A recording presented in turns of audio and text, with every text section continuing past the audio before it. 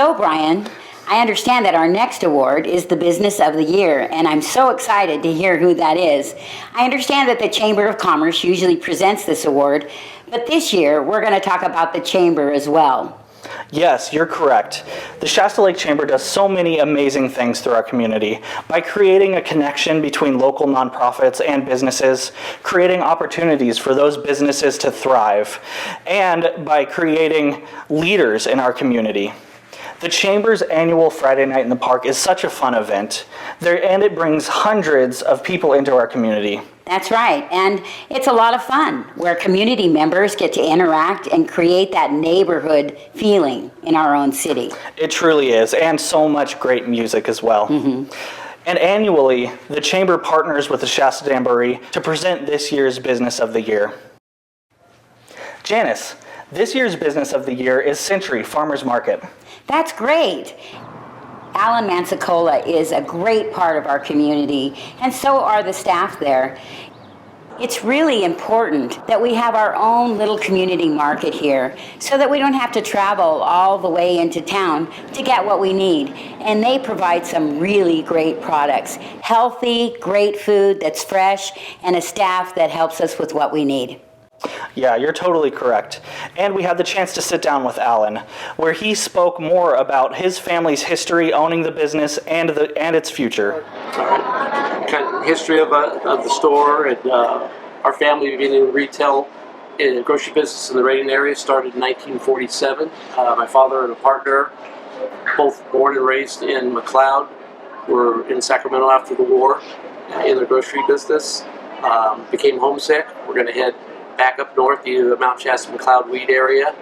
Found out there was a store for sale in Reading, where the current Ace Hardware is on Highway 273, and they purchased that store. Initially, half of that building was a furniture store, half was the grocery store, and operated for 12 years.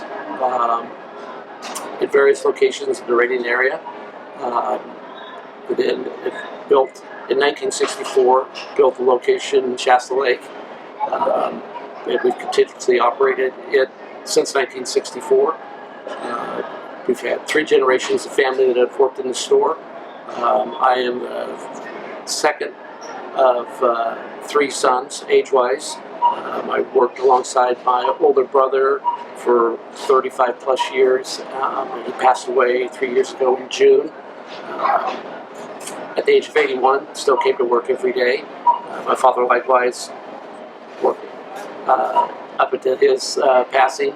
So we've been all pretty passionate about the grocery industry. I think what's centered on that is the relationships that you build with your employees and with your customers. What I try to emphasize to my team is that we're not in the business of selling groceries. We're in the business of building relationships. The selling of the groceries is just a byproduct of how good a job we do is building a relationship with our customer and satisfying what their needs or requirements are to feed their families.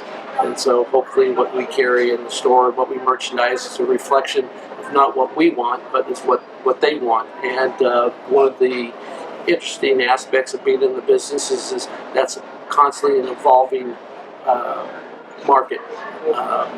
When I first got in the business, we sold components. Sold a lot of 10-pound bags of flour, 5-pound bags of sugar, and because most people were from a single income family, typically mom stayed home, and the meal maybe was planned and prepared for 2 hours for dinner.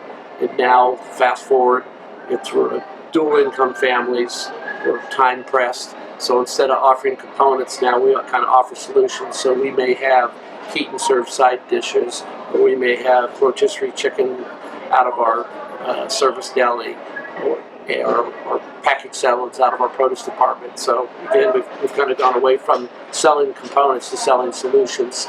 So that's probably been the biggest change. Another joy out of the business is just